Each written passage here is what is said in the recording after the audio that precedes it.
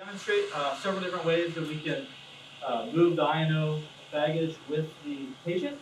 A couple things to remember: always make sure that you're watching your slack. If you can, have a hand on the tubing here to ensure that you don't pull anything. The first technique we're going to demonstrate is a three-person move technique. You're going to have a person at the foot of the stretcher, as always, person at the head, and then I will be the third person controlling the bag itself. And one principle to remember is this bag is really meant to pull, not push. So try to, as you're transporting, try to actually position yourself so that you can be pulling the bag behind you. There will be sometimes when you might have to push the bag a little bit for maneuvering into elevators and things like that. But the wheels do get caught on things much easier when that happens, so be careful and pay attention to that.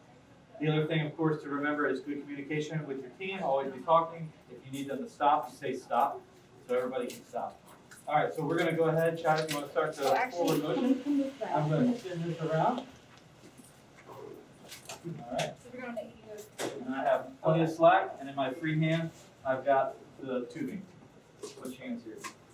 So this is a pretty easy technique. I've got plenty of slack with the ventilator and with my line.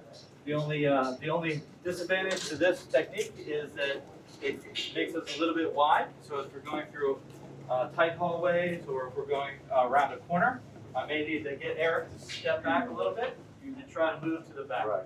And if I keep close, I've still got enough slack on my lines here. But again, I want to keep my hand on them to make sure that I'm not pulling from the ventilator or from the patient's side. And then as we get into a more wide area, I can come back to the side, just like that. All right, excellent. Yeah. The second technique would actually allow you to move the stretcher and the bag with only two people. And what I'm going to do for this one is I'm going to actually take the tubing and the drive lines and all those things, and I'm actually going to tuck it sort of beside the patient's arm and tuck it right between the side rail heel here. That's going to help give me a little bit of keep the lines out of the wheels and keep them up, and also kind of keep them a little bit secured.